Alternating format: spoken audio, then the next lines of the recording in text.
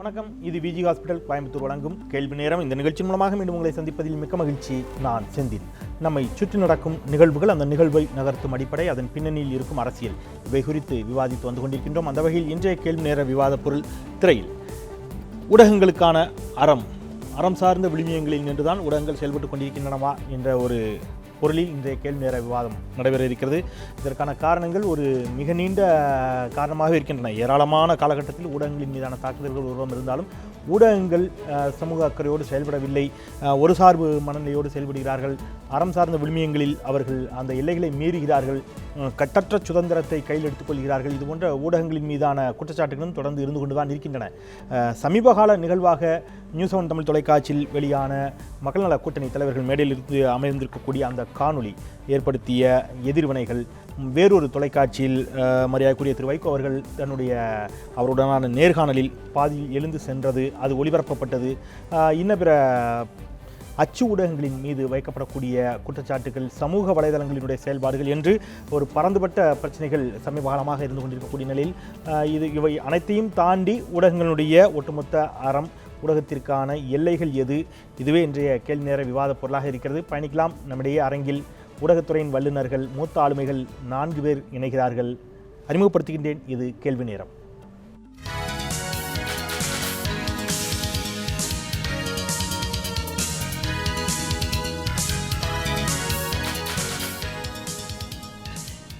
அரங்கில் நம்மோடு இணைகிறார் மூத்த பத்திரிகையாளர் திரு TNG. வணக்கம், வரவேற்கிறேன். தராசு திரு ஷாம் அவர்கள் இணைகிறார். திரு ஆலி செந்தில்நாதன், திரு மணி. 4 பேரும் ஊடகத்துறையின் மூத்த ஆளுமைகள் என்ற முறையில் இந்த தலைப்பிற்கு மிக பொருத்தமானவர்கள் அப்படிங்கிற முறையில் மிகுந்த சந்தோஷம். உங்களிடமிருந்தே தொடங்கலாம் அப்படின்னு நினைக்கிறேன். அந்த எங்களை போன்ற இளைய தலைமுறைக்கு, இந்த ஊடகவியலாளர்களுக்கு இந்த ஊடக அறம் அப்படிங்கிற ஒரு வார்த்தை படிச்சுக்கிட்டே இருக்கிறோம் தொடர்ந்து. ஊடகத்திற்கான அறம் அப்படிங்கிறது என்ன, அதற்கான எல்லைகள் என்ன? 4 பேரும் அதற்கான பதிலை தான் முதல் சுற்ற சொல்ல போறீங்க. அந்த ஊடகத்திற்கான அறங்கிறதுக்கான டெஃபினேஷனாக நாங்கள் எதை எடுத்துக்கிறது? முதல்ல எல்லைகள் என்கின்ற சொல்லே தவறு. அதாவது அறத்திற்கு எல்லை கிடையாது. அறம் என்பது அறம். எல்லை மீறுவது அறமா அப்படிங்கிற ஒரு கேள்வி வருது இல்லை? எல்லையை மீறினால் அது அறமே அல்ல. அறம் என்பது எவருக்கும் தீங்கிழைக்காமல், குறிப்பாக ஒடுக்கப்பட்ட மக்கள், அரசியல் அதிகாரத்திலிருந்து மிக தள்ளி இருக்கின்றவர்கள், தங்கள் ஜீவனமே சிக்கலாக ஒரு பெரிய போராட்டமாக, அன்றாட போராட்டமாக இருப்பவர்கள், அவர்கள் நலனுக்கு எதிராக செயல்படுவது என்பது பொதுவாகவே, I am not talking of the media, பொதுவாகவே ஒரு மனிதன் தன் சொந்த வாழ்வில் அடுத்தவனை கெடுக்காமல் இருக்க வேண்டும். அந்த அடுத்தவன் என்பதில் இன்னும் கூடுதல் அழுத்தம் மிக பாதிக்கப்பட்டவன். இப்போ நம்ம வீட்டில் நம்ம ஒரு பங்காளி சண்டை வந்துச்சுன்னு சொன்னால், அண்ணன் தம்பிக்குள்ளே சண்டை போட்டுக்கிட்டு தம்பியை அண்ணன் ஏமாத்துறதோ, அண்ணன் தம்பி ஏமாத்துறதோ கூட தப்பு தான். But that's okay, it happens, நடக்கலாம். நீங்க பொது வாழ்விற்கான அறத்தை பேசுறீங்க. பொது வாழ்வில் இருக்கக்கூடிய அறம் என்பது சொந்த வாழ்விலே கூட முடிந்தவர்கள் மத்தியில் ஒழுங்கினங்கள், எல்லைகளை மீறுவது என்பது பரவாயில்லை. ஆனால் ரொம்ப பாதிக்கப்பட்டவன, நீ போய் ஒரு ஆலன் சோலி பேண்ட் நீ வாங்குறதுனாக்கா 2000 ரூபாய் செலவழிக்கிற.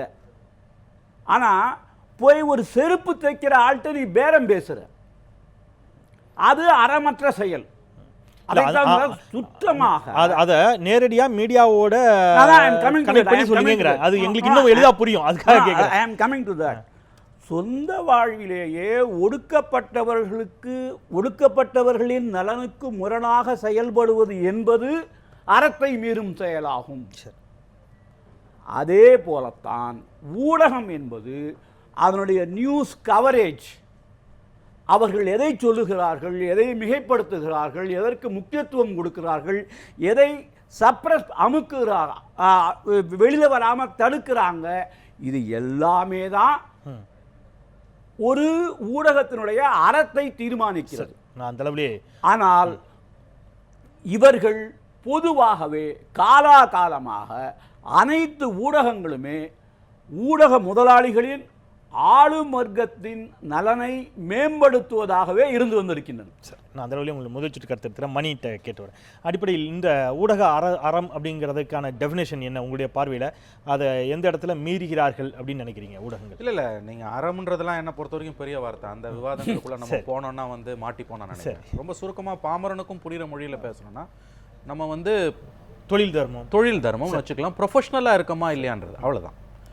ப்ரொஃபஷ்னலாக இப்போ நான் திரும்பவும் சொல்ல விரும்புறது என்னென்னா இப்போ நம்மளை சார்ந்து தான் மக்கள் செய்தியை தெரிஞ்சுக்கணுன்ற காலம் மலையேறி போயிடுச்சு.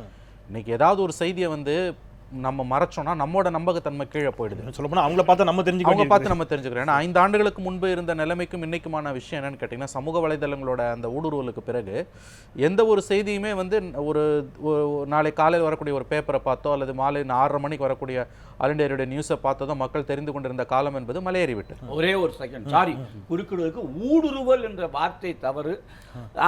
வளர்ச்சிக்கு பிறகு மன்னிக்கணும்.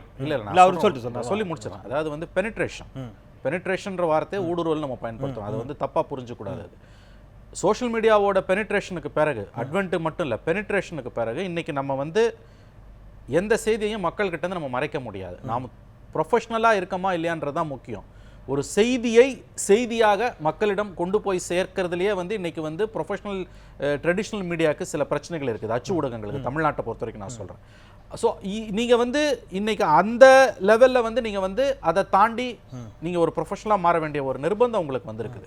ஏன்னா இது உங்கள் நலன் சார்ந்தோம். ஏதாவது ஒரு செய்தியை நீங்கள் மக்கள்கிட்ட மறைச்சிங்கன்னா நீங்கள் உங்கள் நம்பகத்தன்மையை கெடுத்துக்கொள்கிறீர்கள். நம்பகத்தன்மையை கெடுத்துக்கொள்ளும் போது அது விளம்பரத்தை அடிக்குது. விளம்பரத்தை அடிச்சதுன்னா வருவாய் போகுது.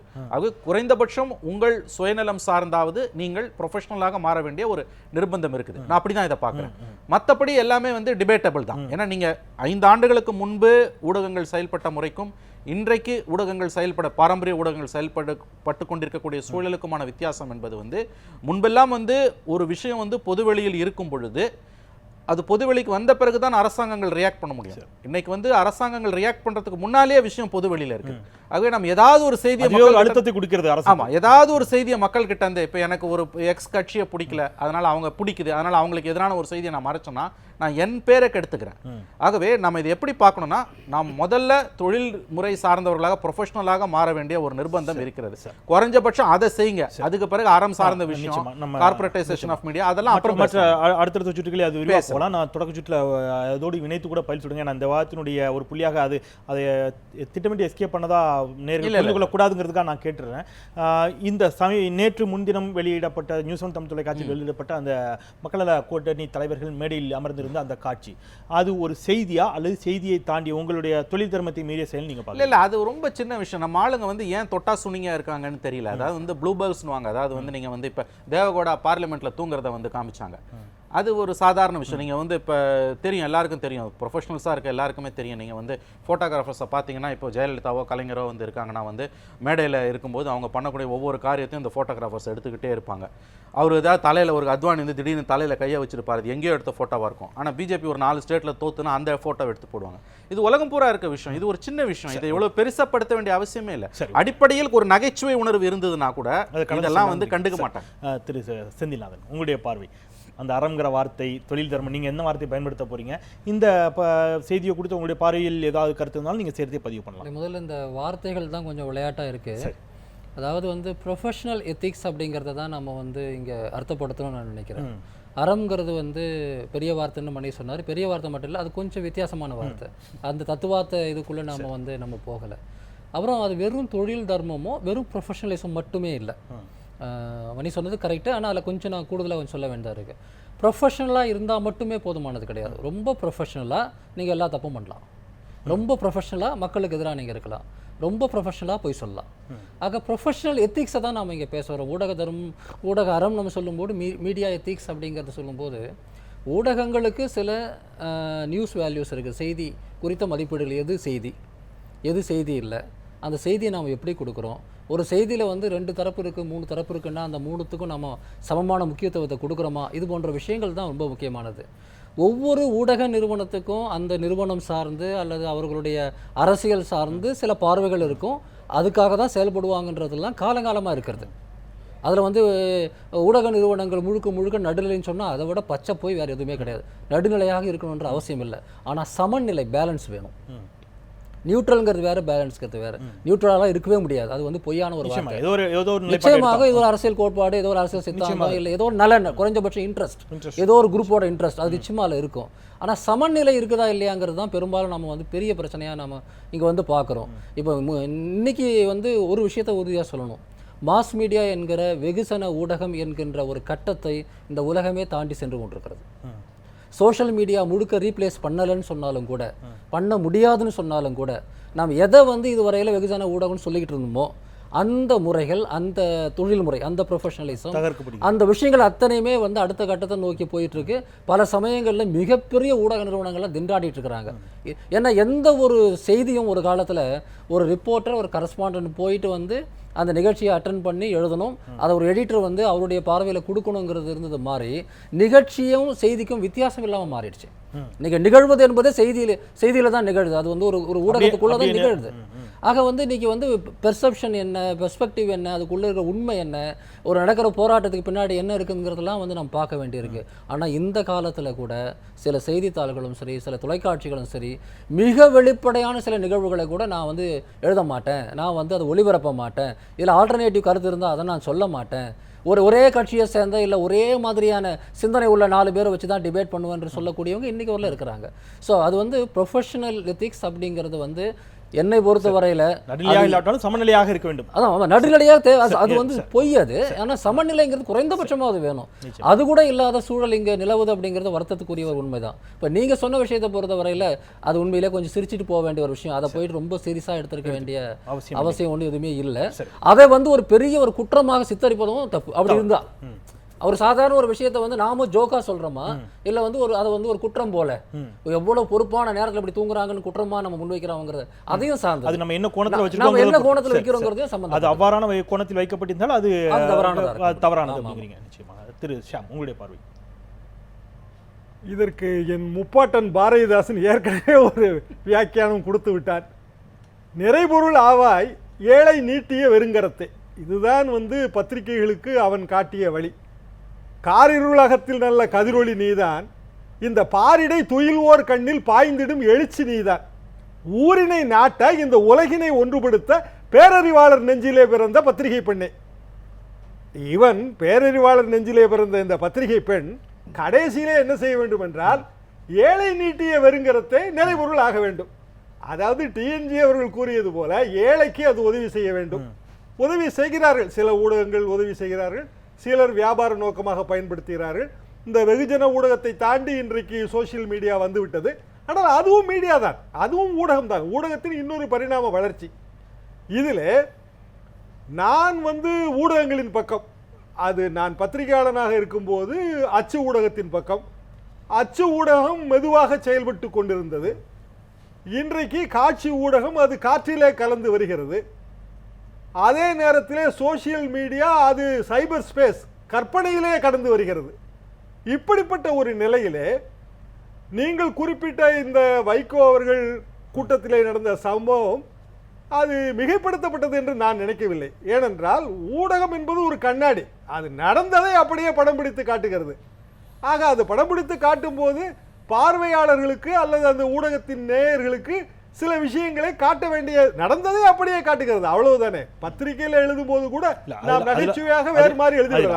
அதுலதான் கருத்து மாறுபாடை வைக்கக்கூடியவர்கள், எதிர்வினைகளை வைக்கக்கூடியவர்கள் அங்கே அது மட்டும் நடைபெறவில்லை, அதை தாண்டி நடைபெற்ற நிகழ்வுகள் இருக்கக்கூடிய நிலையில் அதை காட்டுவதால் ஏற்படக்கூடிய பலன்கள், பயன்கள் என்ன? ஒரு செய்தியை கொடுக்குறீங்க, அதனுடைய அந்த செய்தியினுடைய நோக்கம் என்ன அப்படிங்கிறதுல ஒரு லஞ்ச ஊழலை நீங்கள் எக்ஸ்போஸ் பண்ணுறீங்க, மழை வெள்ளத்தில் அரசு அதிகாரம் செயல்படவில்லைங்கிற ஒரு செய்தியை கொடுக்குறீங்க, அல்லது இன்னும் பிற செய்தியை கொடுக்குறீங்கும் போது அந்த செய்திக்கான ஒரு நோக்கம் இருக்கிறது. இந்த செய்தியினுடைய நோக்கம் என்ன? இதனால் யாருக்கு என்ன பாதிப்பு அல்லது யாருக்கு என்ன ஆதாயம்? இருக்கக்கூடியது அப்படியே கொடுக்கறது ஒரு செய்தியினுடைய நோக்கம் அப்படிங்கிறத மட்டுமே சொல்லி தப்பித்துக்கொள்ள முடியுமாங்கிற ஒரு கேள்வி வைக்கிறாங்கல்ல. இதற்கும் என் முப்பாட்டன் பாரதிதாசன் பதில் சொல்லியிருக்கிறார். அரைதனில் நடந்தவற்றை அம்பலத்தில் இழுத்து போட்டு கரையுளம் தூய்மை செய்வாய் என்று கூறுகிறார். ஆக அரைதனில் நடந்தவற்றையே அம்பலத்தில் இழுத்து போட வேண்டும் என்கிற போது இது பொது வழியிலே நடக்கிற ஒரு விஷயத்தை நீங்கள் காட்டுகிறீர்கள்.